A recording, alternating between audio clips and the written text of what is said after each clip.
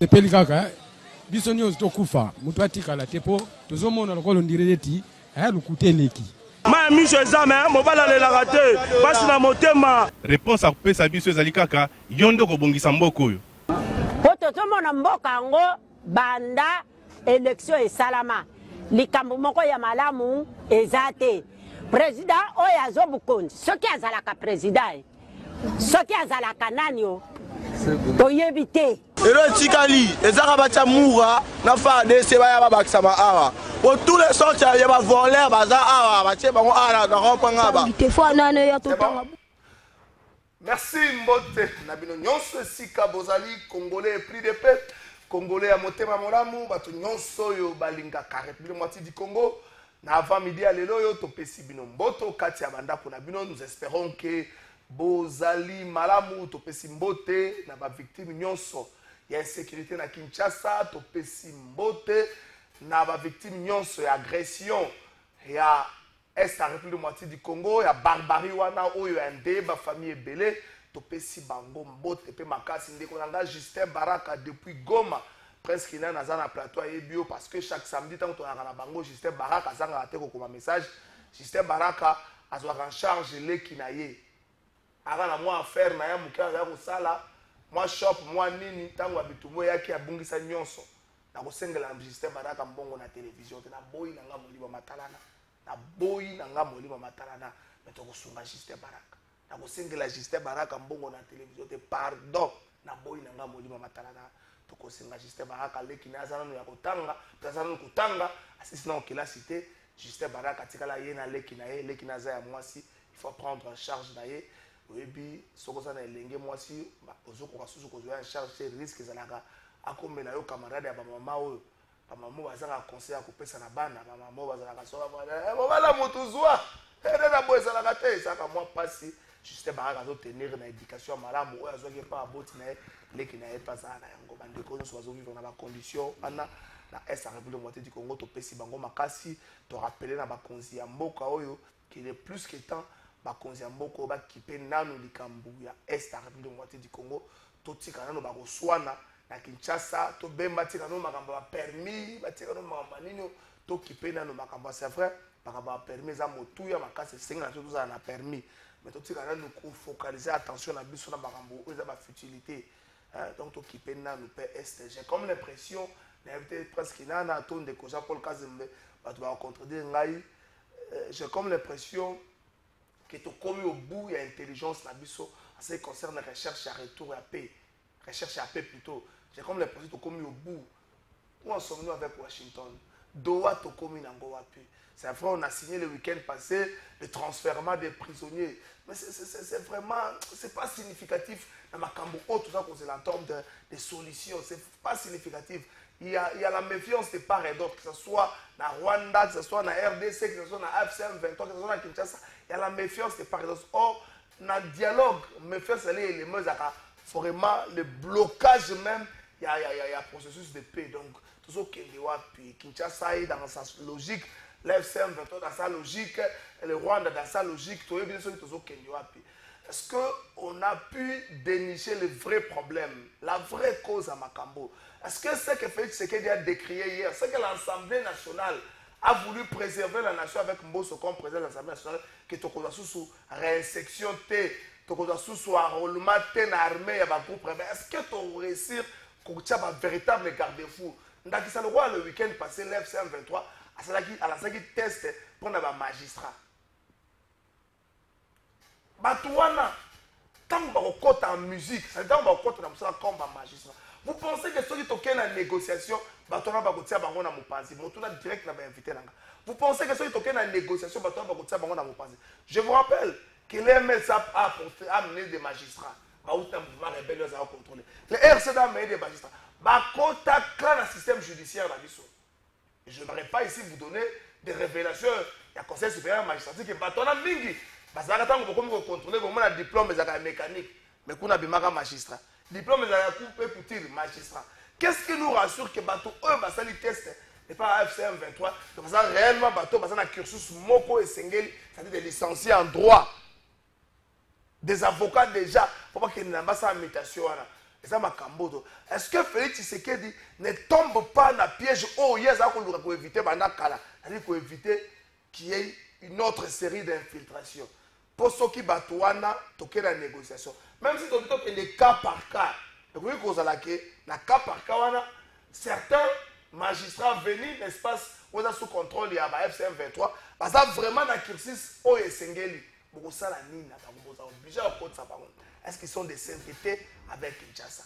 Est-ce qu'ils seront des saintetés avec Kinshasa? C'est ça ma grande question que se poser. Tout ce que nous avons débat dans le à Sanzété, Elonga Moutou, Moissi Moutou, plein de musiciens pour Beli, au sali accident, le pays n'a pas de unité. Quand la Mongala, Moswahili, Mukongo, tu as unité, Congo et Bika, na bomoko, ezala, bomoko, tozala fort. Et l'on a commis qu'on bangue la Congo, on a invité Maloba. Développement, c'est ce qu'on a utopique. Développement, c'est ce qu'on a utopique. Na kosenga na Félix Tshisekedi de logo moko. Même à Tikali na ye 5 heures pour la remise et reprise a initié la poursuite contre Bato et Menaki, le programme de développement 145 territoires. À Tikali na 30 minutes a ordonné la poursuite pour la Bato qui va mettre d'œuvre. En fait, pas mettre d'œuvre, c'est pas le terme qu'il faut, mais Bato qui va initiateur, qui va contrôler, il y a un programme de développement 145 territoires. Félix Tshisekedi, soko sali angote, successeur na yo, a peut engager la poursuite contre le programme. Tozawa, on a l'obagité. Félix Tshisekedi, soko sali angote, parce que ce programme, et pas dans la na kwango. Boye bisangai, à part on ba ko yebisa biso na TV, et là on toko va au moni oyo, ezali député, ezali politique, ezali programme de développement 145 territoires. Les besoins vitaux de la population sont bani. Il a rabi soka bâtiment batongi dans vous inachevé. Oh, beaucoup ça n'a ni na kopwana, plus de côté na kopo. Ni nengo zawana après Félix Tshisekedi, président Rwanda Congo ko benga na bino. Botango na mutla bino, ni ba ko benga na bino na Congo. Parce que programme 145 territoires, ba Congo ba mona yango de projet moko salvateur. Mais oyo to komi nango, oyo to suki nango. Programme banda jour de banda que yebana, jour de Kosila, et yebani soutenu comme le roi Jésus revient bientôt. Or, programme a compris, na kati projet a compris, na kati a temps, na kati a délai, mo que bandi lundi, et Kosila samedi. 145 territoires, banda, jour de Kosila yebani te, baloba, bosilika, baloba, bokanga, et le chef de l'État, pardonne à 5 minutes. À tête, il y a 2 minutes. Pour que les deux matin, sur la remise et reprise d'un mouton qui était na yo, initié la poursuite contre Batoual. Même si ça va t'appeler, et ça va contribuer avec les Congolais, initié la poursuite contre Bango. Pnid n'a que la vie ne ma passe. Pas ta personne qui dans le Bible n'a pas de plainte. Pour finir de plainte, il y a un mois mingité. Mais personne qui dans le Bible a plainte. Quand on est sur le Bible, plainte. Mais au moins, c'est un projet où les Congolais espèrent qu'il y a. Arrêtez de nous balancer aujourd'hui des vidéos là qui ça va résulter à programme. Arrêtez, le délai est largement dépassé. Largement dépassé. Arrêtez-nous ça. Ça me fait ça ma casse na kala fa yo na sali. Balakinga mbasu na makolo. Soye kokota na ebite na mona balaka ile ko na ngai bon ya isa ile ngoko la kate za ile propesi menga balakinga mbasu na makolo. Ça me fait ça ma casse. Nazala ka mwana kimbango. Pesa makasi. Ndimela ka oyo sali. De colonne Césali yo mabele zali ayo. Mbasu soye côté na gauche to na droite. So ko mona mikolo na zo ko lata sapato na so boîtier, we ba ke mbuta moko muta décharger de loko wana. Balakinga mbasu na makolo na gauche to na droite na ebite wa sala lo la vie ça yo. Te eloko bosaki na kolutu na ngai alemba sayo lisanga bosala ngo na ngai te. Pardon. Il faut une stratégie. Il faut expliquer les symptômes. Si vous avez des symptômes, vous pouvez à gauche ou à droite. Pour vous pouvez faire un plateau de vérité. Vous pouvez faire un plateau de vérité. Monsieur Bandi, invité Bastami Balé. Assemblée nationale, Mokolo à lobby, Vitel Kamere, il y a un membre et un bureau, même de Kochulumba, il y a un problème jusqu'à hier soir, tant que vous avez bakendaki na secrétariat général de l'Assemblée nationale pour na kozwa na maboko bango moko ndenge bozomona ngo na bilili wana ba pétition na bango Vital Kamerhe reste égal à lui-même, il est resté serein. À lobby, bakotenga mate, bakotelemela pe mobeko ya assemblée, c'est-à-dire règlement intérieur, bakotambola hengebene ndenge za kosenga. Yango wana ndeko na biso Isaac Chilumba, il est professeur a convoqué qui plénière moko mokolo ya lelo yo, mais aussitôt convoqué mayo bon pour me fois yandi veto yandi kaka ezuye atangi kombo na hote ezuye yebe pétition ye Isaac Chilumba y pétition ye. Il fallait pas déposer on a 10 heures, il faut donc vérifier ceux qui va déposer en gros pour être pas paiement après maintenant moi qui mais côté la membre moko les citoyens bosso ko d'apprendre maintenant yo qui paie qu'on dirait pétition moko zoya enfin bon tant que n'est pas ba député au bolongo bango so ici c'est bazaka bokanya ni nazo protéger ba bureauté parce que on ça comme ça on toujours tout nana par rapport à l'urgence par rapport à ma priorité bo gagner nini tokolobelango na émission na biso ya mokola lelo est-ce que le pardon de Kamerhe ils allaient l'avait de puissance est-ce que Tshisekedi est un fin stratège a su neutraliser Kabila a su neutraliser Katumbi Matata a pris la poudre d'escampette mais aujourd'hui les maestros les faiseurs de roi Asalaki Kabila c'est le batumso sali na Félix Tshisekedi neutralisé et Kamerhe plaira Kamerhe demande pardon. Est-ce que vous allez avoir de puissance? Tous ces jours, la carte union sacrée, manger comme Makasi, Koleka, protection et Mboka, Koleka, l'urgence à récupérer le territoire occupé. Soit on parle de Mbosso, soit on parle de Paloukou, soit. Qui va prendre la commande et l'Assemblée nationale qui va destituer Vital Kamerhe? Les débats, la union sacrée et la carte Makambouana, ça tourne bongo. Les plus bons élèves, c'est moi ça, peut-être Yemutu, est-ce que vous avez un Mbosso? Il ne faut pas oublier que la législature passée, Mbosso a été un bon élève. Un bon élève, il a su créer l'équilibre entre la députée et puis l'exécutif. Est-ce qu'il va revenir? Est-ce que Sengi va faire ça en Équateur? Est-ce que Sengi va continuer la grande Kivu? Inviter la mission à la plateforme, ça va Mbota à la régie, de quoi Paul Kazembe la paix sur Mbota.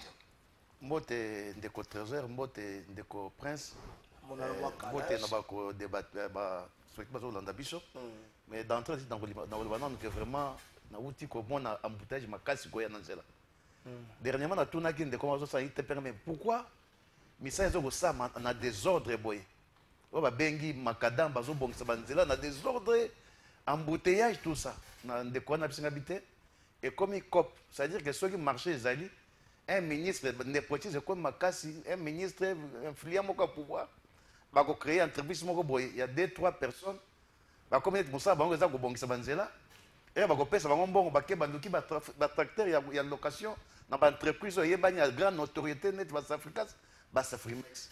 Et moi banzela zo ça, mais n'endenga désordre, n'endenga bosoto, sans respect ya circulation au goutier ya bateau.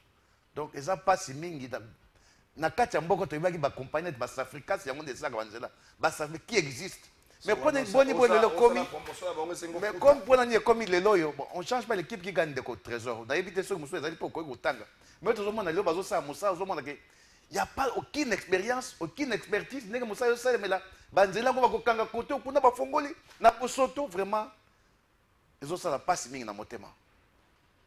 Merci beaucoup Prince Kinana na pesio Mbote. Mbote na yo ndeko tozo kalafai mbote na koloto Jean-Pierre Kazembe na pesi mbote na ba congolais ba kolanda biso bandeko bali na est tole longo na bango bandeko bali na Kwamut obike kuna pe phénomène mabondo ko continue toujours à peine Kinshasa insécurité c'était avant-hier j'ai vu à Matete il y a encore eu des braquages toli ko interpeller ndeko Jacquemain Chabani aeba ko bundana pour aeba ko rétablir l'autorité de l'État. Il y a des ministres intérieurs et sécurité. Il y a des ministres intérieurs et sécurité. Il faut monter des stratégies de politique publique. La compétence d'attribution. Il y a des attributions. Est-ce que vous remarquez qu'il faut tout tirer au bas? Mais est-ce que tout ça est? Faut tout le bas. Non, Zéla. Il faut tout tirer. On doit arrêter. Tout comme dans le niveau, tout comme on ça peuple les canards. Le faut tout ça dans l'inaction, dans laxisme, tout comme on totika total Il y a un père de famille qu'on a tué dans Monga Fola la semaine passée. Devant sa famille, devant ses enfants. Même pas un communiqué de la part de la ville, de la part du ministère de l'Intérieur. Le gouvernement s'est réuni dans le conseil des ministres. Même pas citer le nom de ce monsieur. Paix à son âme. La famille aujourd'hui manque de tout. Parce que le pilier est parti. Le ministre de l'Intérieur a dit qu'il n'y a pas de temps. Avant, on pouvait avoir un ipel. Et c'est quand c'est la maison de Massangambi, il a quelques mètres de chez lui. Toko bandaka koyawa tolo baka mwana na biso dalia oyo miri ya banani. Est-ce que vous avez vu les autorités? Par exemple, vous avez posé la ville, hein? Tolo baka ville c'est pas le gouverneur directement. Il y a des ministres qui sont en charge, il y a ma structure wana. Structure, sécurité, affaires sociales et humanitaires. Bakumba likambona. Ata bokozongi c'est la biso mwana te. Les familles sanitaires sont soulagées que l'État que la justice réparative. Mais oui, pourquoi tu as dit parce qu'on sait très bien que peuple ndé Moutali Mokonzi. Bango pe bakambi bali wana. Biso to ali lokola bato to ali na 4e pouvoir. Ron na biso ali ya ko betaka mbela. Parce que ceux qui to ali ko continuer ko lobaté. Alors écoute-moi, et comment que bango pe bako sentir que c'était une pression moko boité.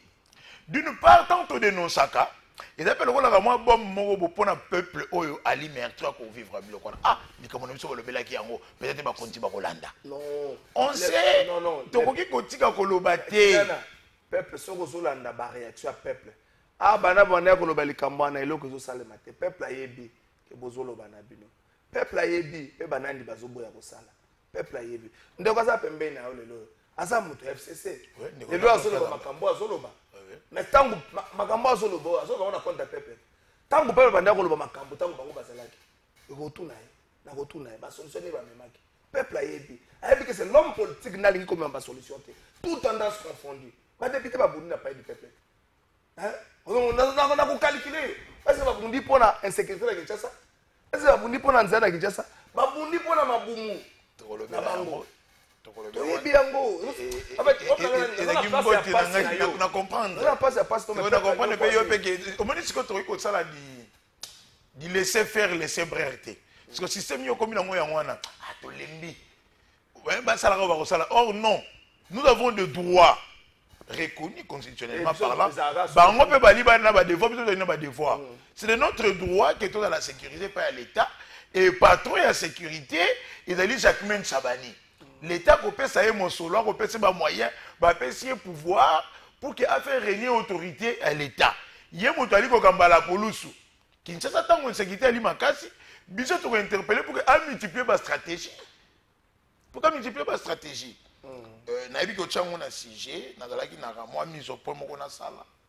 Par rapport à la situation que l'Assemblée nationale, makambo ko lobama de tout bord. Bande ko ebele, ba kendaki même dans le sens ya ko loba été les kambo ko sema na Assemblée nationale, ba tuba ko linga bazongi sa Christophe Mbosso, soki Mbosso azongi wana et ko senga maman somi na balongola parce bali espace linguistique moko. Et à la constitution, et à la règlement de l'Assemblée nationale et le beli makambo ya espace linguistique T. D'ailleurs, dans le règlement de l'Assemblée nationale, l'article 25, le bureau et ses composants en tenant compte de la configuration politique na yango et puis la représentation équitable de la femme et des provinces. Donc on peut faire exemple moko bureau caméré oyo baliko de choix et pas ya député pour incompétence gestion moko opaque et puis makambo ya malamu ya lagité. Na kati ya bureau na to na makambo etali espace linguistique. Vital Kamere aline de connexion Mouchouaili, Chimène Polipoli, questeur de connexion Mouchouaili, aujourd'hui grâce Nema de connexion Mouchouaili, aujourd'hui rapporteur adjoint de la princesse Inamagozi, princesse Dominique Mounongo, Alipe de connexion Mouchouaili. C'est-à-dire que surtout qu'il y a un compte espace linguistique, analyse on a biaisé au moins que 4 batu espace linguistique moko ba ko se retrouver dans l'institution. Na quel sous c'est comme sous deux chambres à parlement, ils allaient gérer un espace linguistique. Le président Sama, Aline Negolamso Mouchouaili, Kamere Epe Aline Negolamso Mouchouaili. Exemple Moussoussou. Tomonara, le président Batiluko qui président du Sénat. Negolamso, il y a un espace linguistique Chouaili Ford. Du côté primature, Jean-Michel Samalouko de monter linguistique sur les fonds. Donc aujourd'hui, si pour raison de rétablir l'équilibre, pour calmer tempête, le col tango, tempête yaga na Biblia, Yesu na kati ya boîte on a ba disciple ba belelina na ko calmer tempête, ba belela kan sambete parce que nzamba ba ko sambela. Mais on regarde Christ qui na bango, ceux qui va député ba monique pour l'expérience alina yango. Il est le seul à avoir été réélu 8 fois député national. À Kamba déjà bureau provisoire 2 fois. À Kambi bureau définitif une fois et puis mon avis gestion na ndengeli kaki si il s'agit que Christophe Mbosoko Diampoanga ba député va décider à la majorité à zonga comme président de l'Assemblée nationale makambuya espace linguistique pour empêcher ezate maman Soumino sera là comme elle est du Congo central Christophe Mbosali moto ya Congo c'est-à-dire de ce côté là makambuya province ko sala respecter. Donc, c'était la mise au point de tout ça là. Et puis, Bandeko Batika, Bakabalouana, Mbosso a été membre du bureau. Il n'est pas initiateur et à pétition. Ali, parmi les pétitionnaires, ce qui arrive à Vital Kamere, et Bayebi qu'on reprochait Yango n'a pas membre du bureau Moussoussou. Elle a l'attribution, Christophe Mbosso par rapport à l'attribution OYP en éco-géré. Député Bayebi, bango ba ça qui bango confiance ba ebi pourquoi pas retirer bango confiance voilà mais na ba enquête obiso to mener il est clair que to kokota na kati makambo wana. Merci beaucoup toke na ngamba régie ça nous démenti moko lobisango moko panzana kia waki mama Bobila Dawa mama ya molongani ya président na biso ya kala Maréchal Mobutu qui a kufi libota na ye bana na ye notamment Zanga Mobutu asali démenti moko pona koloba ke ezali bongo te ezali likambo ya lokuta mama Bobila Dawa oyo akokisi 80 ans azali na ye nzoto eza nango makasi nzoto oyo kolemba par rapport à poids de l'âge nzoto ezali makasi mais ya mboto kende ya mboto kota na débat motuna Jean-Paul Kazembe de motuna Prince Kinana est-ce que le pardon de Vital Kamere est un aveu d'impuissance motuna ya liboso parce que na papier na ba stylote juste bongeli est-ce que motuna mi balé est-ce que Félix Tshisekedi est un fin stratège qu'on a peut-être négligé? Kabila en exil, Katumbi en exil, Matata Ponyo en débandade à Zaya Kobunga, Foto Lukaye, Matata Ponyo à Zaya Kobunga, Tazolo Bana, mais à Zaya Mutabata, Mazubuzo à Zaya Kobunga, John Numbi, Ibanda. Aujourd'hui, les sages Kamere qui a coincé Kabila par rapport à sa stratégie en 2009 n'a pas pu demander pardon à Kabila, qui, de surcroît, est un militaire. Kamere n'a pas pu demander. Qu'est-ce qui a fait qu'aujourd'hui, face à Félix Tshisekedi, Kamera comme à un niveau, Bolimbisa Pengai, Nazaka Kamoto, Motomituna Yangwana, Ezali Mibale, Nazosongela Bino, Yambrazongela Zwabino, Toke Nangambo, ya Régie, Toke Nangambo, ya Régie, Nekonanga Djou, Sebongeli, Nangamba ministère. Il y a budget, pas vice-premier ministre, ministre à budget, mon amboka, Adolphe Mouzito, a rassuré qui UNICEF sur les allocations en faveur de Bana. Il y a UNICEF na Congo, Adolphe Mouzito Mokola Lobby, pour battre un budget pour déposer lundi. Est-ce que Bana va se retrouver dans le cadre projet na Congo, pour salir budget pour la souka na Kazaka, ne va se retrouver. Adolphe Mouzito a rassuré qui Bana va se retrouver. Tout est dans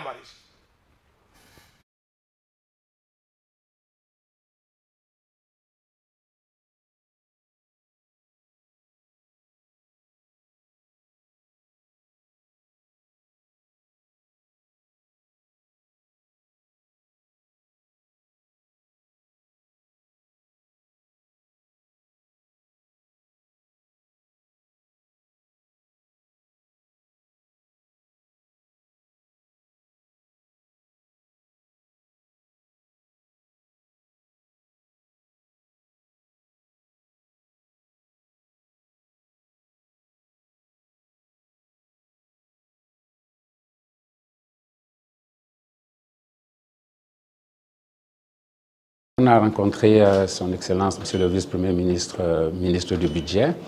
On a échangé sur la budgétisation, le processus de budgétisation et comment s'assurer que l'enfant est mis au centre de la budgétisation en RDC.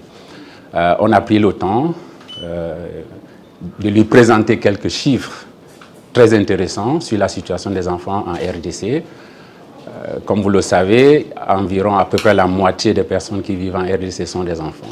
Donc si on ne budgétise pas en tenant compte de cette population, on aurait des difficultés dans le développement de la RDC. Le VPM a été très réceptif et il nous a encouragés à continuer dans cette dynamique, dans le travail qu'on fait. La bonne collaboration qu'on a entre l'UNICEF et en général le système des Nations Unies et son département ministériel. Donc avec mes collègues, on est vraiment revenu sur cette collaboration dans la budgétisation, que ce soit au niveau national, que ce soit au Parlement, puisqu'on est aujourd'hui en session parlementaire et qu'un budget a été déposé au niveau du Parlement. Donc ces échanges nous ont permis aussi de voir qu'est-ce qu'on peut faire davantage pour s'assurer que cette budgétisation aujourd'hui en RDC est favorable aux enfants. Oui, on est très satisfait. On est très satisfait des réponses qu'on a eues du VPM, mais surtout l'encouragement. Hein, je crois que c'était ça qui était important, très réceptif à nos suggestions.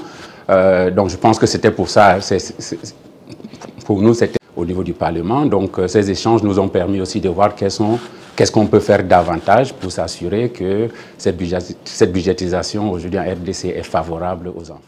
Merci beaucoup. Aussi, c'est le cas Basango pour la cohésion que maman Judith Toulouka, maman première ministre, a Sili Bongo pour réussir point final.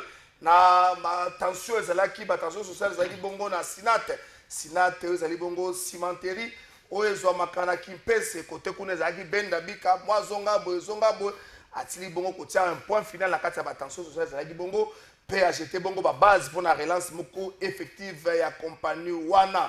Pour un rappel, comité provisoire, vous avez chargé une mission à désigner, vous avez une mission au ministre portefeuille après ça qui bango pour relancer l'équipe wana et côté na kati mama kambo moi belé maman premier ministre Judith Toulouka à côté makambo pas un point final na kati makambo ato la siko sinat asa la biso musala après ça biso sima toke la kasu tembo za komo ka pas aussi mais ou Égypte ou Chine ou Dubaï ça biloko moko boza ko freiner économie na biso ça peut boma les kambo to bengi création à classe moyenne pour ceux qui bâtiment sinat zo sala mutaozwa azoteka moi bénéfice wana azo vivre pas zo koma na mosolo. Merci beaucoup de Jean-Paul Kassé tout na qui vient déjà.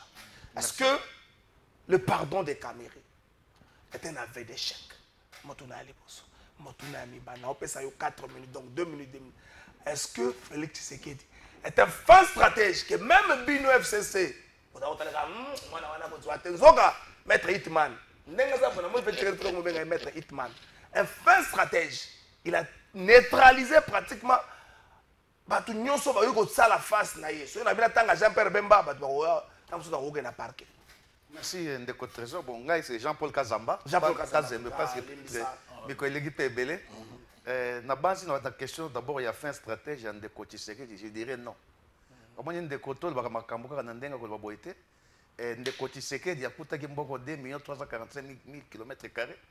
À joie qu'il les a divisés. Les loyaux, Mboka Nabiso, il y a des endroits où Ndeko Tshisekedi a makoloté. Ils allaient Bunagana, ils allaient Goma, ils allaient Bukavu, Bamboke Beli, à côté Barumangabo, à côté makoloté. Quand on a fait une stratégie, on a dit Kabila Kei, Matata Ponya Kei, Katumbi Kei, Mbakei Wapi. Parce que tu as dit que Goma, ils ont RDC. Tu as dit que Bukavu, ils ont RDC. Tu as lobby boye. Na lobby que Goma ezali RDC, Bukavu ezali RDC. Lelo ndeko Tshisekedi tantôt pour atia makolo kuna, eza mwa kokoso. Tolanda ki ndeko Tshisekedi va peut-être que par exemple que qui va m'interdire moi les garants de la nation il y a changer conscience. Mais il dit que makama koso lelo ekota mai. Le pouvoir, la politique est un monde aléatoire ndeko Trésor. On ne sait pas ce que le lendemain peut nous réserver. En politique on ne sait pas faire de la futurologie. Donc on va que là quand on fait une stratégie pour l'anglais, ils ont le kuta. Parce que ce qu'on a fait stratégie, il fallait avoir un mboka nyonso RDC, nyonso mboka na Kabila mais n'est pas anéanti.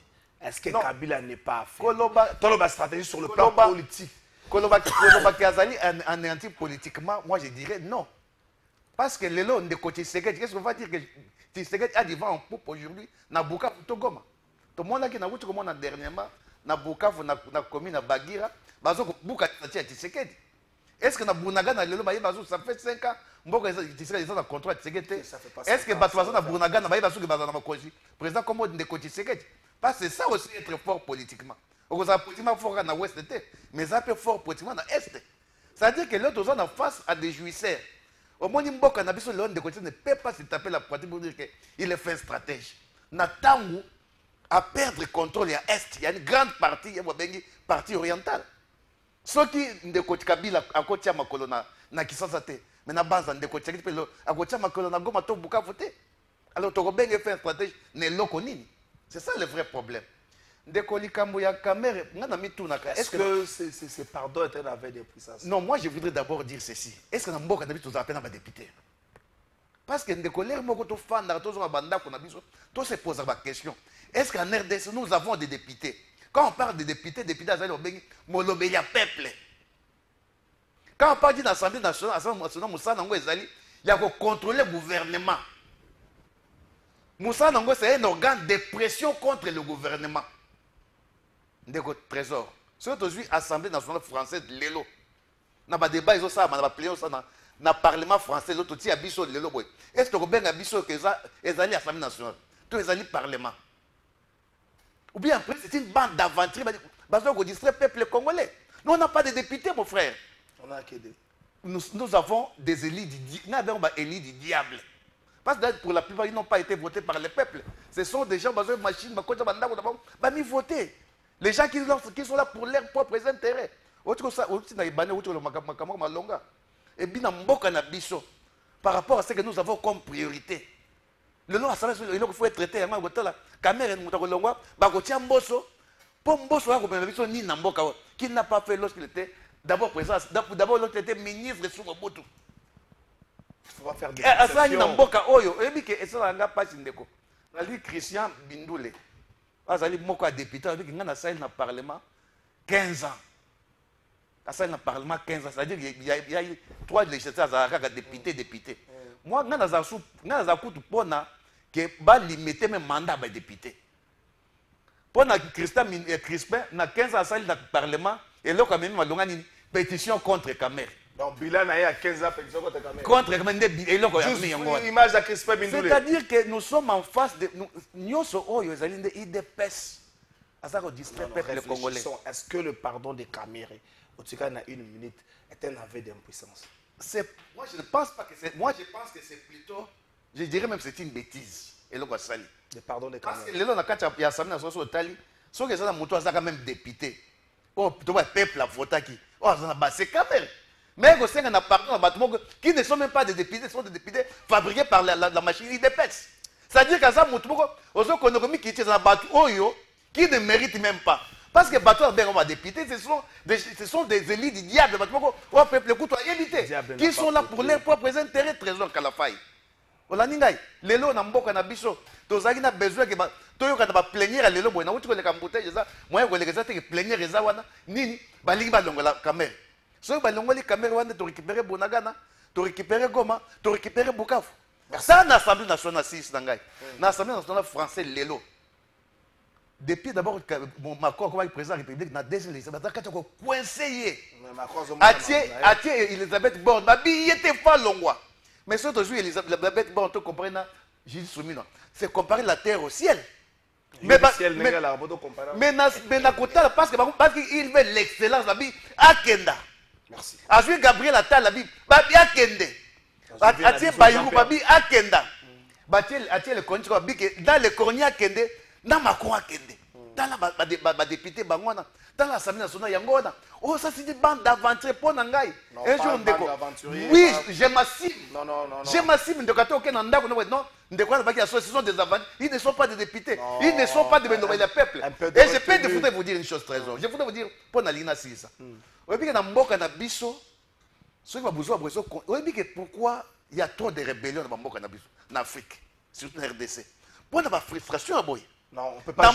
Écoute, non, s'il vous plaît. Non, s'il vous plaît. S'il vous plaît, ça police à débat. Vous êtes intellectuel. Lorsque tu dois réfléchir, tu l'as qui ça, ma belle, tu proposer, pas solution. Tu l'as un peu moins passion. On ne peut pas aujourd'hui justifier une rébellion dans na injustice moroboy, la frustration moroboy. Parce que s'il vous plaît, frustration c'est vrai, on ne peut pas quantifier comme ça en chiffre exact et causer tel dégât. Mais rébellion, on va quantifier comme ça en chiffre exact et bomi, mamboueni, atabakutuba, mamonamba, wana mafila kumbundu. Alors, s'il vous plaît, vous êtes intellectuel, mais quand on est pardon, 30 secondes. On a passé 15 secondes, 45 secondes. Ah, où tu veux là, bique, babomine de comment et pas bon exemple, babomine de comment et pas boy, babomine de comment et pas boy. Est-ce que ça l'inde rébellion? Quel est l'hôpital n'est pas toujours couvert de basoso? Pour la mauvaise politique, il y a des pêches. Kende na niveau, kende kota na ba 14 000 euros ça, n'est pas toujours couvert na carte ville, c'est ce qui m'oula et noki. C'est-à-dire que n'est pas toujours bon de konangai, mutuna chacun a son tempérament. Ngana le bité goza la rébellion et c'est le comme alam. Na bi ke batu mo parce que n'est pas bota manza ba sa mutuna moté manaye. Ba frustration. Na mboka de France de konangai. Limbisa trésor sur le même pied d'égalité. Ya ba trésor. Na France, ceux qui mondele le français a besoin mundu kité.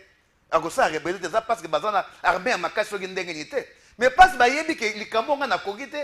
Nous avons des députés au Bagolomé, la mission du Camboyango. Tu as vu que lorsque Macron a joué comme Moussalate, nous avons des députés au Bagocoincé, le nom Macron. Tantôt, il faut faire comme Goliath. Et ça, c'est parce que le peuple français, il y a une rébellion. C'est-à-dire, le roi l'Assemblée nationale. Et les gens qui ont qui ont nanga simbi. Pression à Zozo, il y a net matière de panneau. Macron, le moyen, peut-être moyen de la souffrir. Merci. La pression parce qu'il y a un temple de démocratie qui parle. On a des députés au Bazali, des députés à Solo, au Bazali, Balobénia peuple. C'est-à-dire, pour ça, peuple, quand le peuple, mais quand vous avez une bande d'aventure, Bazali, on a pour leurs propres intérêts mesquins. Pour nous la caméra longue, parce que Fazong, ça moute. Pour moute Fazong, qu'est-ce que le peuple gagne dans tout ce trésor qu'elle a fait? Merci beaucoup, Ndeko Jean-Paul Kazamba.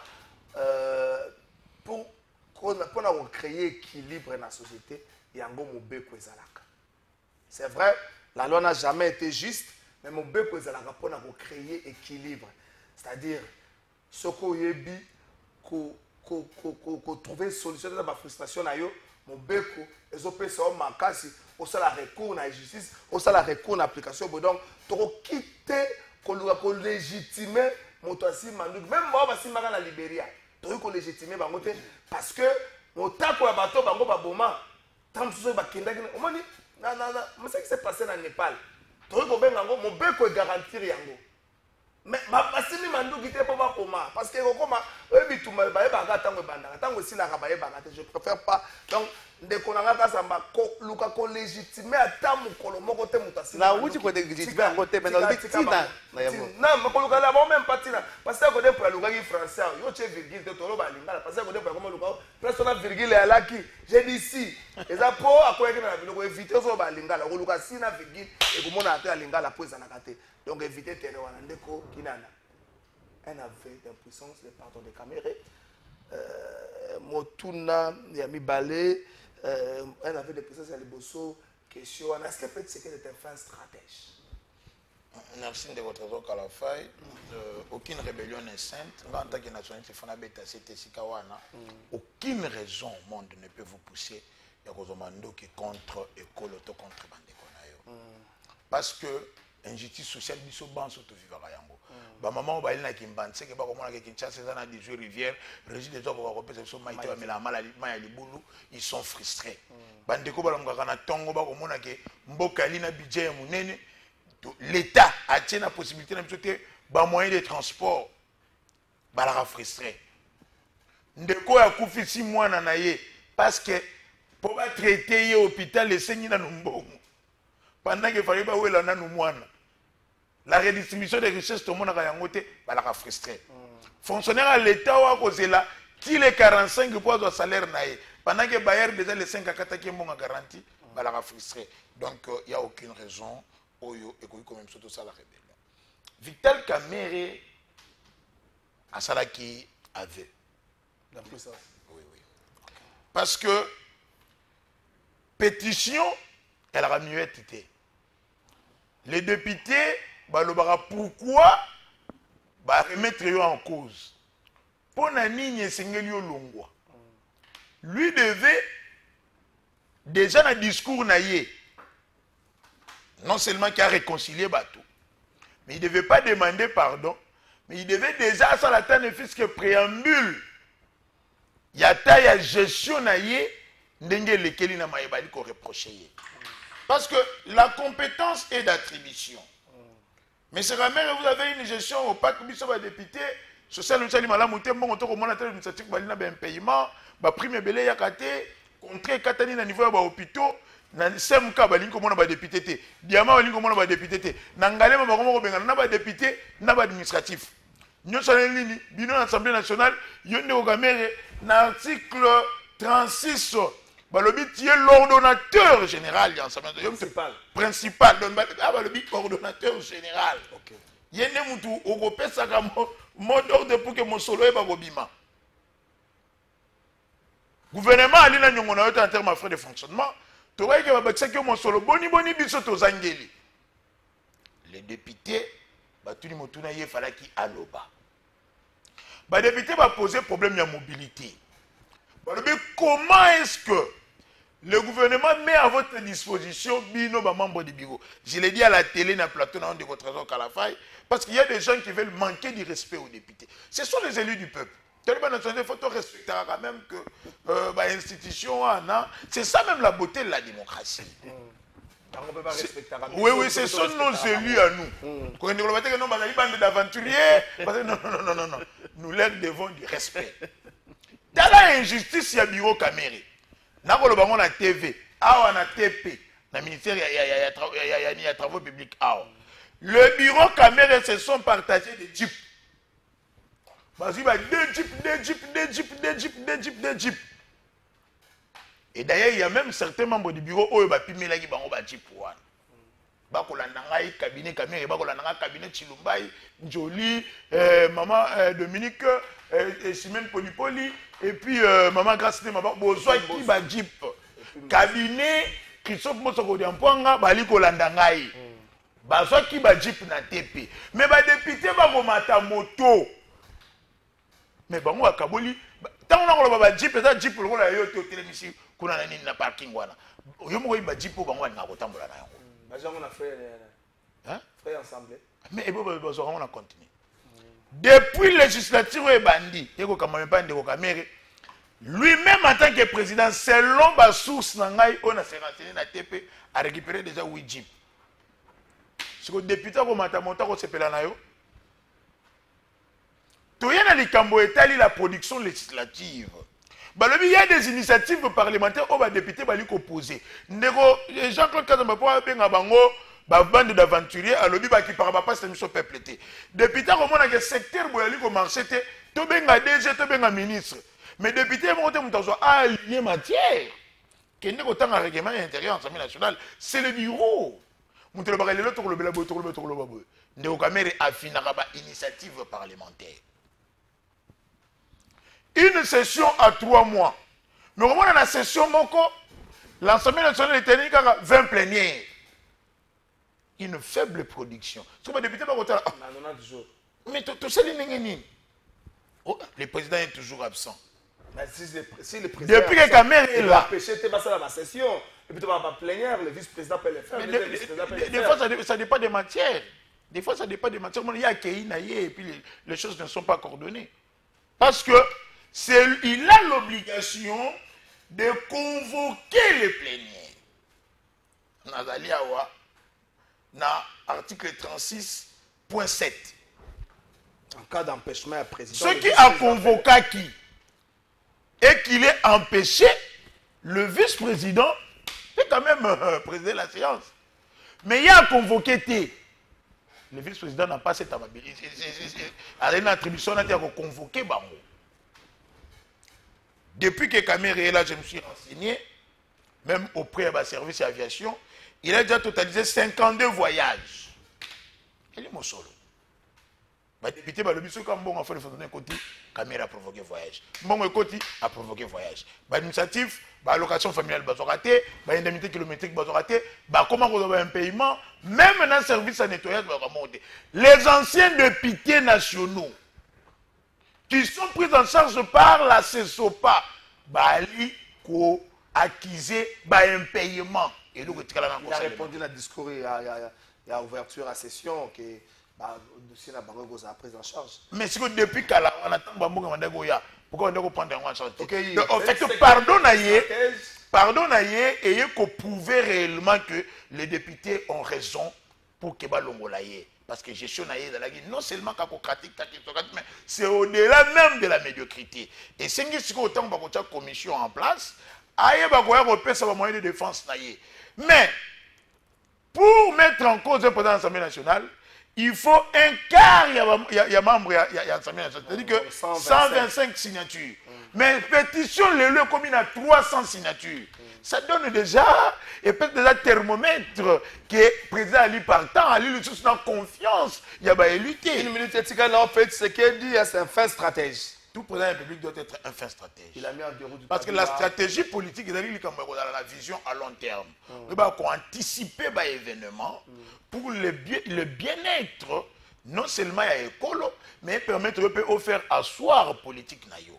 La stratégie, on est allé pour y anéantir tes ennemis politiques, tous tes adversaires, ne parlons pas d'ennemis, tes adversaires politiques. Mais cette stratégie politique, il faut être pour que le peuple a se retrouver dans l'intérêt. Et l'économie et même la stabilité dans le niveau de l'école. Du côté stratégie politique, le chef de l'État, Félix Antoine Tshilombo, Ali, fin stratège. Merci. Il a été sous-estimé depuis le début. Tissiko, il y a même de ses partenaires, voire de ses adversaires, on va sous-estimer, mais à chaque fois, il va toujours dévancer Bango. Mais je ne dirais pas qu'il faut qu'il y ait et qu'il faut faire partie de la stratégie politique parce que nous avions tous suivi lui à respecter la séparation des pouvoirs. Merci beaucoup, Prince Kinana.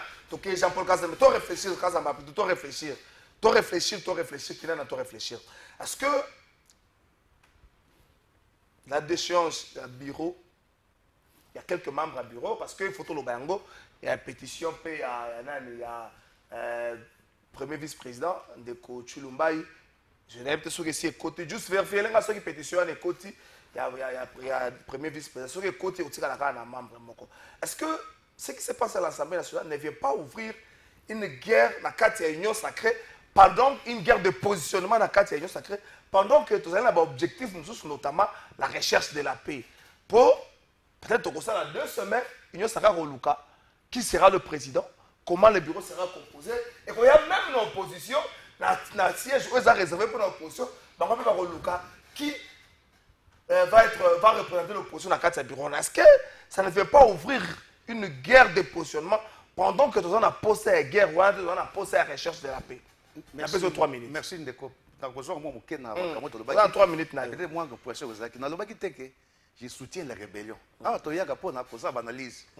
Pourquoi les Camerounais cause pourquoi il y a des rébellions à répétition? Quand on a de telles rébellions à répétition, le pouvoir en place, le gouvernement, ceux qui sont comme Mokonzi, la valeur. Alors, à sa façon d'agir ou de réagir. Mais pourquoi il y a des phénomènes pour l'ONA?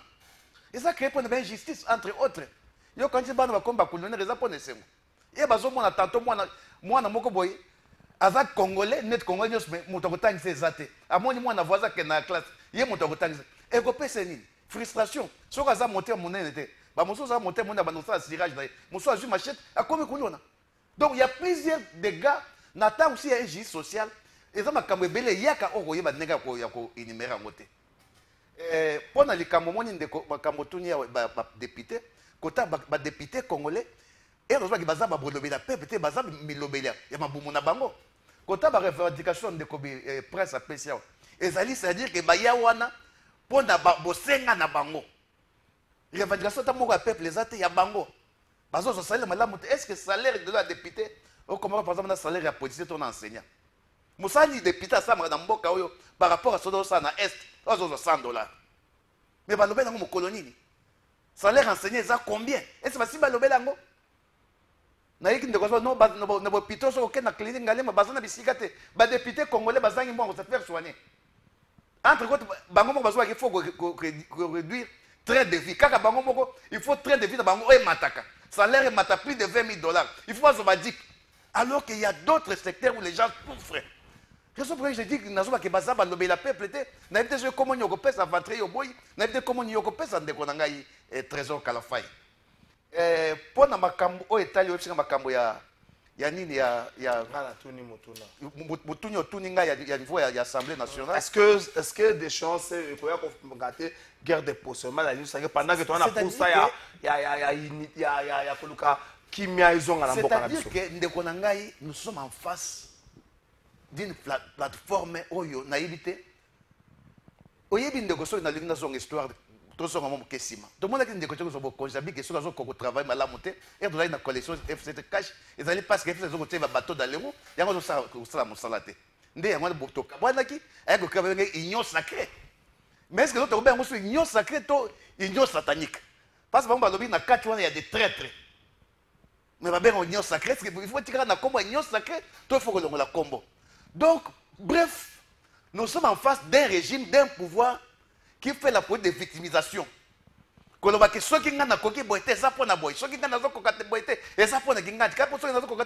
C'était d'abord Kabila, c'était le FCC aujourd'hui, c'est Kamere. Oh, il faut que nous soyons ce sont des distractions de Konanga Trésor Kalafai. Mais c'est aussi une boîte à Pandore qu'il est en train d'ouvrir. Po awa touta kolanda ndeko Kalafai toki na yoka ki na landaki ba uti ko condamner ndeko Kabila non ba condamner Kabila te ba condamner Kabila te to c'est la verdict ya ba condamner na Kabila nabi verdict ko ina nuté na lobby procès contre Kabila zali pe ba boîte à Pandore obi na 2004 ndeko na ngai soki ba pocho ko ba kendaki na Sun City ko réfléchir ko ça va bien par exemple ou bien statut des anciens chefs d'État c'était à raison salama na Sun City la proposition Modeste Moutinga. C'est-à-dire, chef de corps, et la projet Modeste Moutinga. Vers 2016-2017. 2018, quand on a abandonné. Nabi réflexion, on a abandonné à partir de Sun City. Réflexion, on a pourquoi les dirigeants africains sont dans le Konzi, c'est par rapport aux dégâts commis. À mon avis, on a dit que peut-être que d'où il y avait cette idée, il y a statut ancien chef de l'État. Il y a immunité, on les a pour Nayango. Mais maintenant, par exemple, il y a un procès contre Kabila. Nagisas Awa. Ah, il y a au début, Awa, qui est au niveau est qu'on appelle Basali, justice dans Bango. Est-ce que justice est crédible? Est-ce que va bâtir mon son, ma santé, mon son, mécanicien? Mais est-ce qu'il y a biso, ils sont crédibles? Ngana wuta ki jour, mon son, na katia ya mutuka. Na kati ya voiture na mwana moko ya mwasi na uniforme aye ko sala examen de temps na lemba mais yo fa na lingwala pourquoi ko tanga lingwala ta bita lingwala na zaki na 5e na coupe couture na ko to na lemba na komi comme ça na 6e na latin philo. Vous comprenez? C'est-à-dire que partout il y a du désordre. Attends, on va te que ici va des aligner à solo où on a des magistrats compétents. 30 secondes. Est-ce que des chances et comme une guerre ouverte à niveau de l'Union sacrée, une guerre de positionnement? Pour te comprendre, une guerre de positionnement pendant que on a ça le maximum d'énergie à consacrer à la recherche. C'est-à-dire que ce hôtel déjà Boyawa, Ezali, parce que quand tu as bête d'âme, tout bango na bango. Même que la dame de Konanga, comme ça, quand on a la déclaration, non, non, tous voyez le modèle T. Na lobby qui a lobby. S'il vous plaît, s'il vous plaît, s'il vous plaît. Si yo, ah watoyaka, na éviter maintenant que bakamoso, dozo loba, dozo ça analyse. Et à loba qui que, ezana mbatu, na kate union sacrée. Oh bazali ko bengaka ye bazali ke faut rejoindre nanga loba ki yango ce n'est pas un secret de polichinelle yango bi est-ce que loko ndengwana ezali ezaka ko saka esprit na bango to po ba beta ba mitu pour ce que ezanenga pourquoi on va encore appeler ça union sacrée sinon une union de démons ça c'est dans qui bi bat bazala na kati ba traître ezana ba trop linga ba rejoindre ye alors et vous avez loko ndengwana bino bozo ko landango bozo beta ni c'est-à-dire l'union sacrée en soi et ça n'existe plus. Merci. Ça n'existe plus. L'union sacrée n'existe plus. Il est important aujourd'hui dans des côtés qui est à bout des stratégies. Parce que Ben fait stratégie, moi je regrette beaucoup qu'on a fait stratège. Entre-temps, on va perdre partie à Mboka chaque jour. On a quoi tu es fait stratège. On est fait stratège, c'est-à-dire qu'il y a qui aussi vos conduits, on a contrôle en prise du pouvoir. Mais aujourd'hui, est-ce que nous avons en prise du pouvoir dans la partie orientale? Merci beaucoup. Non, Kabila Asili, Moïse Katumbi, Matata Asili. Mais c'est quoi la partie orientale? Merci beaucoup, Prince Kinana. Est-ce que déchéance où il y a comme maté une guerre ouverte, un positionnement dans l'Union sacrée. On va commencer à réfléchir comment sera composé le bureau. À l'opposition, on va réfléchir qui va prendre les postes réservés à l'opposition. Est-ce que l'exception tente pendant qu'il faut concentrer le maximum d'énergie tout orienté en gros pour la recherche à paix. Tant que Nanga, il faut reconnaître que Goma, Bunagana, Kiwanja, Kishishi, Rumangabo, Rutshuru, Bukavu, et aller dans RDC, c'est qu'on reconnaît que la Constitution est allée dans la RDC. Et que la Constitution, dans l'article 149, dans l'article 142, PESI droit et pas un conseil supérieur à la magistrature. Oui, quand même pas moi n'importe quel dénommé comme Tabadi Banga, l'honorable juge président constitutionnel, aïe baba il va organiser concours à la magistrat. C'est-à-dire que va ventiler au salaire wana kuna. Et au côté c'est comme côté. Se référer peut dans le passé, tu vois aller sur le passé. Je l'ai bien dit. Mais maintenant ça dépendra de clauses. Est-ce que à Doha ou à Washington, on a parlé de Makambo, parmi les bureaux de ça la même nataille à réinsertion, soit quand on a parlé de Makambo de justice. Non. C'est-à-dire que Bananga bali sous emprise à Kagame. Ils veulent forcer Kinshasa que Bango pe kuna ba commis un état parallèle. C'est maintenant ici au gouvernement va éviter que tu continues toujours que partenaires continuent pour échapper dans le contrôle na biso. C'est ça, là tu as bien parlé. Parce que ce sont des éléments oyo et memaka balkanisation. Exactement. La population y est, dans le territoire où bali ko occupé, ba komi ko luka ça non seulement l'organisation politique mais aussi l'organisation administrative. Ah. Le Kinshasa doit tout faire. L'État ne joue pas en notre faveur pour que l'autorité de l'État soit rétablie. Vous avez vu Nanga former un commandant qui est commandé on a 16 minutes.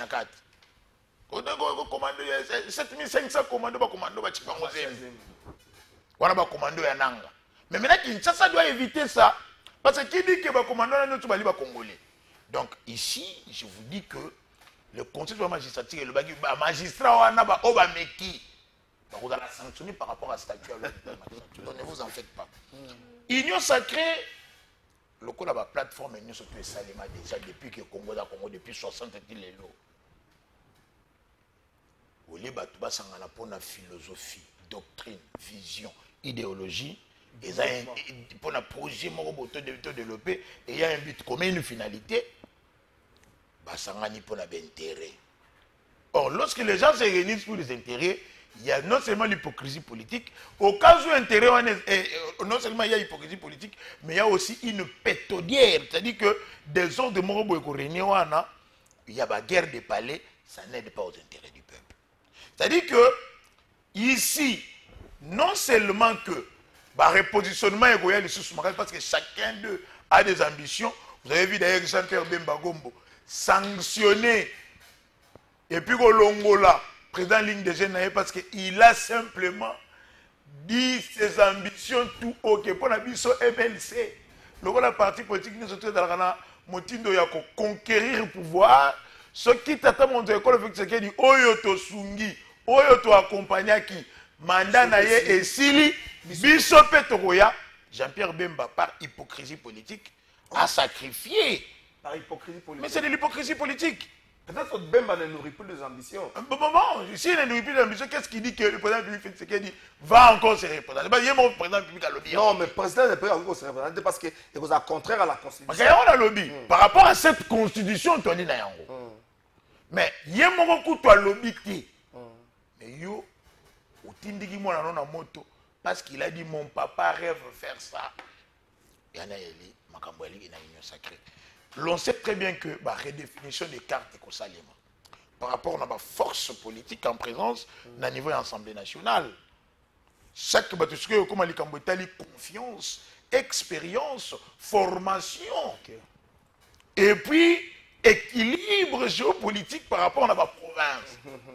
Mais, ndeko Jean-Paul Kazamba, le biawake, les députés ont très de vie des institutions qui ça c'est faux. Les députés ne disent pas au gouvernement que bon c'est la mission frais de fonctionnement. Et d'ailleurs, parmi les makambo oyo ba ko c'est la bureau caméré, ezali cache na makambo etali budget. C'est-à-dire que pour les députés, na oyo gouvernement n'a pas comme si je suis défenseur des députés. Mais c'est parce que je sais que naebi nzungwana ninge fonctionnera. Naebi ba député ninge bazali, bali batata na ngai yango na ko défendre. Moi je suis fils d'un député national. Personnellement mon papa bien tokutoma. Ba député ba lobité que maman Soumino ajoutez-nous toko mana budget ba 200 milliards de francs congolais. Ba député ba lobi na bureau caméré avec oyo gouvernement de l'Arabie Saoudite. Lokola tozalaka une autonomie de gestion financière. Yo bureau s'organiser pour na été ngai député nazanga kisité, nazanga veloté, nazanga ndakuté.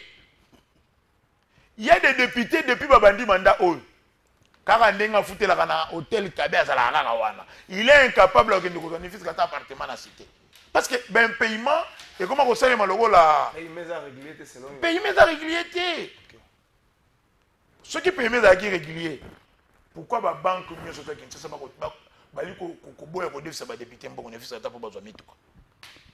parce que il faut soumissionner les fils kata ndekonabiso abedachou permettez que je les cite dans Sokine ba soumissionner que toyé tozwa mitu kata na nyongo toboyi to mataka ba moto allez robank to equity ba ba futaka ba député bima foutela biso bambongo wana. Mais pourquoi l'équité le robank ba s'engager? C'est parce que l'Assemblée nationale est comme qui dit en fouka. Donc ici non seulement que ambition pour la redéfinir, c'est qui est normal, mais dans la union sacrée, il faut qu'il y ait de la discipline. Ma belle union sacrée depuis même création, c'est maintenant que les choses commencent un peu à s'organiser avec apprendre des formes vous vous rappellerez que l'union sacrée créée même pas sous ensemble la Katinaï. Vital Gamere avec le représentant du chef de l'État Tony Kakushiku, na Gilles Paluku, na Venabiso, Jean-Lucien Boussa, les réformistes congolais, Sangana va créer PCR.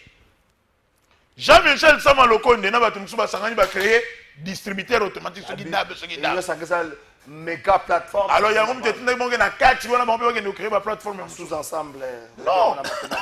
Merci beaucoup. Donc ici, il faudrait maintenant qu'il y ait une sagesse, mais aussi une vigilance à parce que ce qui se passe, le rôle de la redéfinition, il y a une institution pour évoluer malamu, ça peut impacter l'union sacrée en tant que plateforme. Merci beaucoup, Prince Kinana.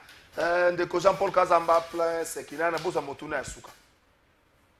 Motuna Suka, na lingi bolongwa, na cadre, na ba carcan, il y a ba positionnement politique na bino. Prince Kinana a deux exercices. Donc on a ba carcan, ba positionnement politique na bino. La situation de l'Est nous intéresse tous. Na évité ce qui toucher binoté, mais ça peut toucher bisonyos. Saucisse à gomme, comment moi passe, comment aller, c'est ce là saucisse à gomme, le keba. Oh, il y a la saucisse. Oh, zoli à walo, zui à wapi. Keba, bah, vous avez ça, on a une gabate, mais ça n'a pas côté à Nénio. Il y a pas Jumate, c'est là où il perd nos autres dans c'est les mbao. Côté à sortir mon côté qui te commence à passer le Rwanda, et il te roule à Nîmes. Pourquoi il y a petit André, Keba, la saucisse de Goma. Parce que la situation là-bas, ça va déranger Bissot. Selon yo, en tant qu'un intellectuel, selon Prince Kinana, en tant qu'un intellectuel, que faire et comment faire pour la comméma Kimia? Je ne peux pas me bomber poitrine awa. Mais n'engue to ko sala émission boy, na yebi bato balandaka. Mingi basala ka rapport comme avec pas chef de l'État. Atala ba ndeko na émission ka la faille baloba ki botoko kanisa boy. Que faire et comment faire pour la comméma solution la partie est. Si vous estimez pour na yo que le dialogue format SSC Senko, comment procéder aux Limbolo Libiso, si vous estimez que non, dialogue, oui, mettez la faiblesse, mais tout me cache et que comme la biso solution, au PCB, la PCO 2 minutes 30, 2 minutes 30 au solution. Merci Ndeko Trésor. On répond à Ndeko Binan qu'il y a ce qu'on appelle le pouvoir des droits et le pouvoir des faits. D'un côté est, on a parti en fait, ces gens ont le pouvoir des faits. Un pouvoir de facto. Attends, ils ont un pouvoir de fait. Il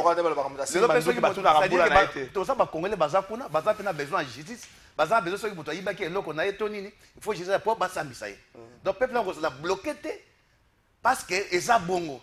Le peuple a asphyxié, banque bakanga à partir de chasse.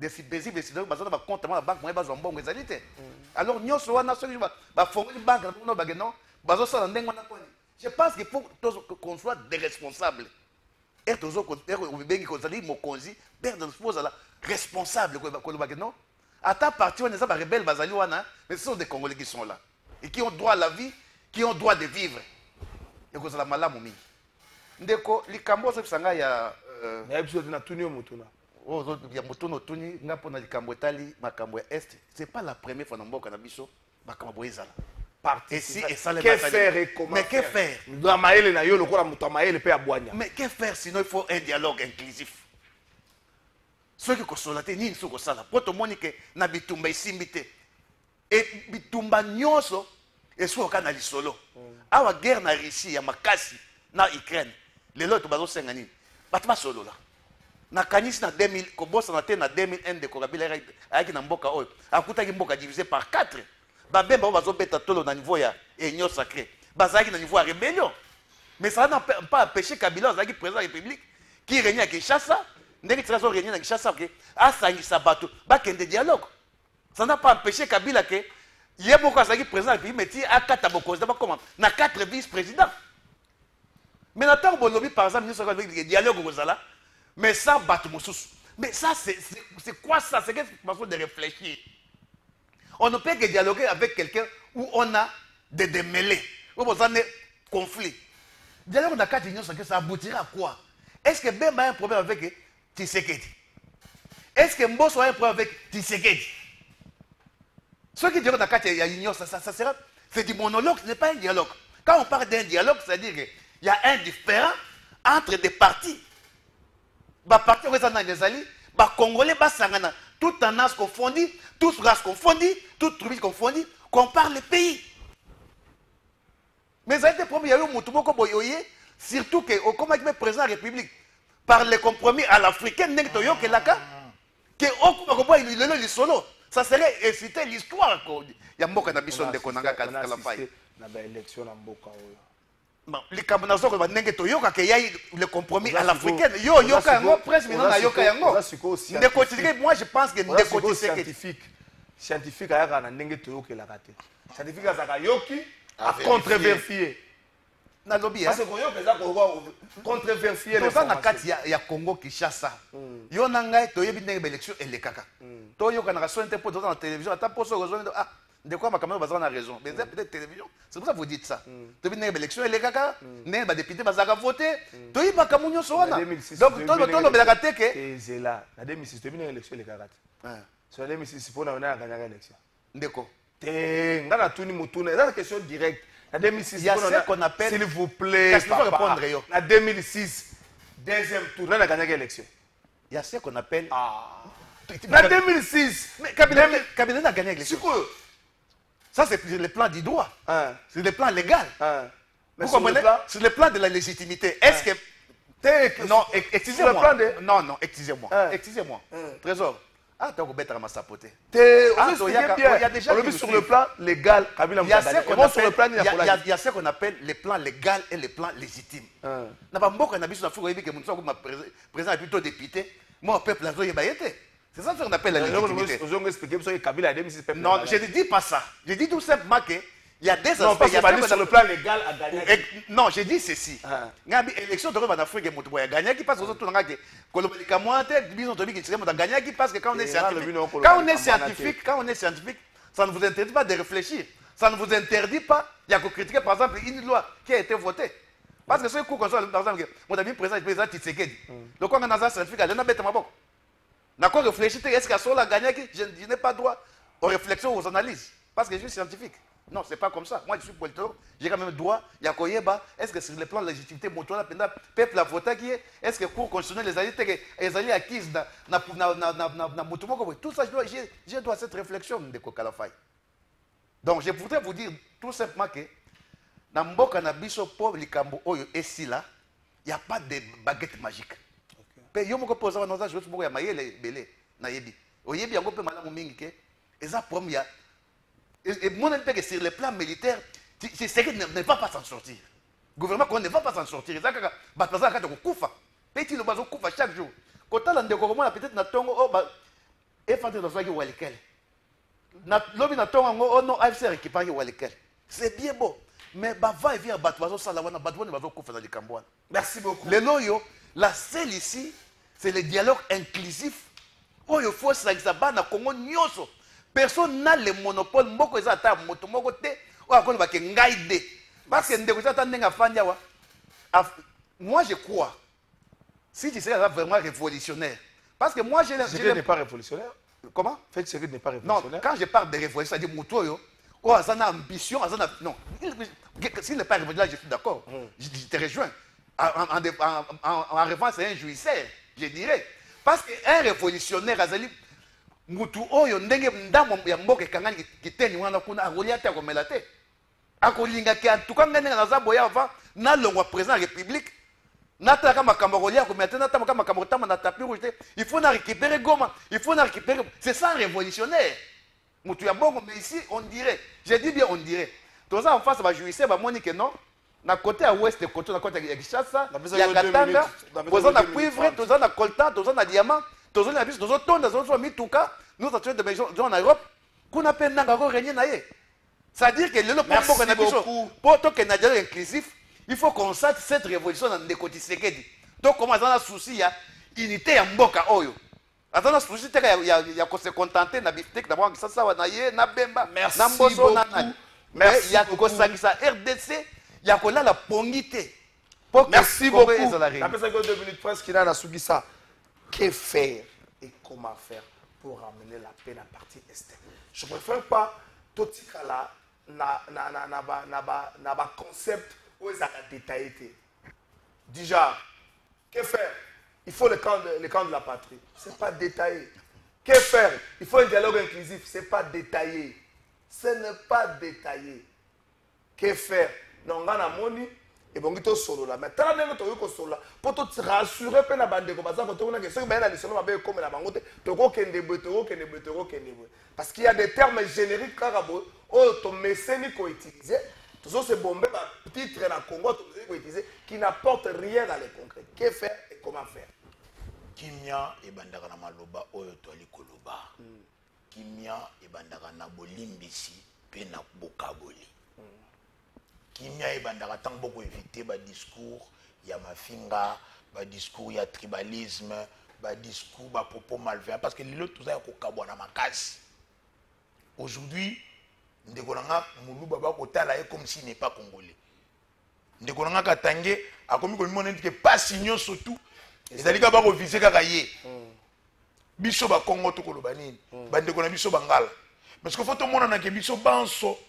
To aller loko moko et que Congo aller kolomoko ils allaient bien commun. Pour que Kimia y a les lots, c'est très simple. Toali kakana moto moko ali symbole ya unité nationale yende moto ali ku garantie mambo maso et sengela sala discours alors bana bato banso était à rassurer na lobi na bino que toko solo la kimi ko yake bato banso oyo ba ali ko se reprocher eloko o ba ko reprocher gestion na ngai pe oyo ngape na ko reprocher bango makamu na bengi bango baya to vanda pokete ba ko solo la wana shema ya malamu parce que dans la négociation, il faut qu'on identifie les acteurs en conflit.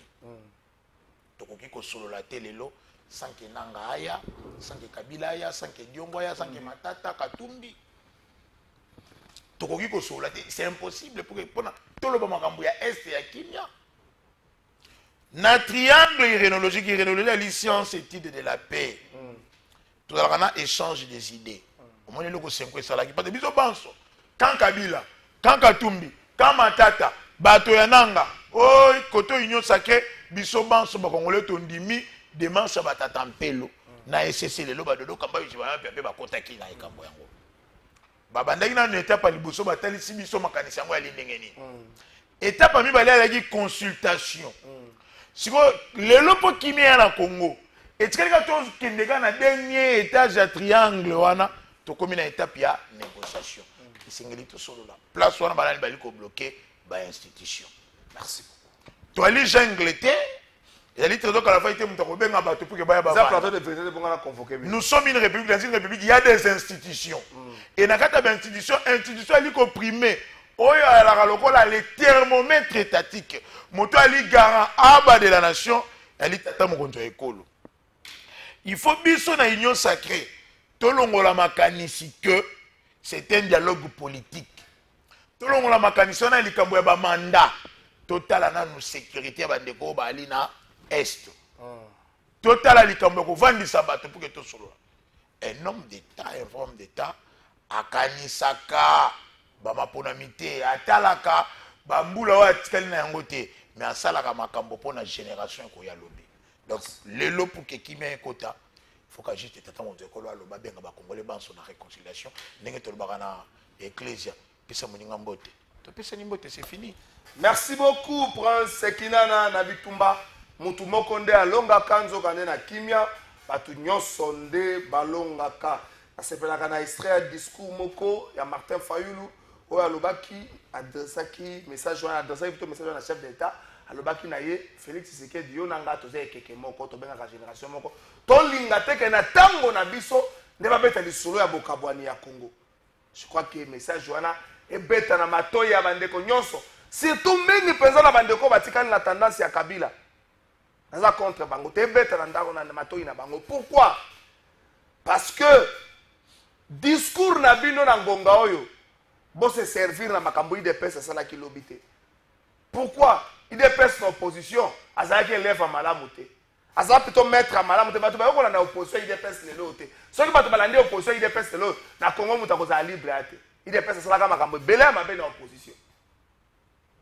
Bomema pierre na bino na édifice oyo ape bandeko tikali peme na Kabila bomema pierre na bino na édifice ya pe soki bosali yango te mon conscience est côté à bino koleka maloba na biso. Merci beaucoup. Merci na staff technique avant Silisa. Azo yebisa na kulut nanga Gentini Ngobila Mbaka. Gentini Ngobila Mbaka. Ba communicateur ba comme consolation na yote. Gentini Ngobila Mbaka ba communicateur ba comme consolation na yote. Na kosenga na yo Gentini Ngobila Mbaka après kozala bo gouverneur à Kinshasa on s'est comporté lokola mbuta kimbuta. Omoni mvele na biso kimbuta alongwa na ye aboya na ye komikota na bakamba ba comparaison. Oh ya salaki malamu koleka Gentini jeunesse alingi na ye makamwa. Ba communicateur o bazo ye pa na yo. Soko tali ba média nyos ba bengi bango ba flatteur. Avant na lobake Prince Kinana par exemple a excellé na lipa. Il faut na lobake lipa Jean-Paul Kazamba ezama mwangai ekoki mungu ateza mwa ko vimbe sa mwa forme te nde na lobby. Ben ko c'est le discours abengo meilleur gouverneur à Congo wapi ba ya Kinshasa plutôt wapi ba le baba pesi na yo kulutu na ko mingi we biango mais ko tika ba communicateur tenté ba ko bebisa bokasi na yo ya nzoto ba yo batikala na yo na mona ka academy aza na yo bote supampo aza na yo batika na parti no vanda na bango na mpiaka na kozwa pesa bango ko ya mbaka te ndenge bokomi nango na régime oyo. Oh les communicateurs oyambi bango eza distraction o ba communicateur oyambi tina na bango ni prix ba pesio prix wana salamaki wapi sondage wana basalaki yango wapi balakisi ata élément moko ya sondage basalaki yango base besoin te lokola ampoule mon cher pas la bino ampoule wana ezopela makasi po moni yango ate ya toka na ampoule moko ezopela makasi na kati ya chambre kulutu oza kinwa dikando oza kinwa dikando c'est-à-dire kino bakosake pa pamba te Gentini Ngobila basali ata enquête moko te base réunir kaka bayokani baya komami ko titre meilleur gouverneur wapi baelema te wapi baelema nazoka nde pasi basala Gentini Ngobila boye ve koyamba bango te baza baacteur politique bake komona président ya parti politique ACP ayamba basupambu ayamba badali bamoni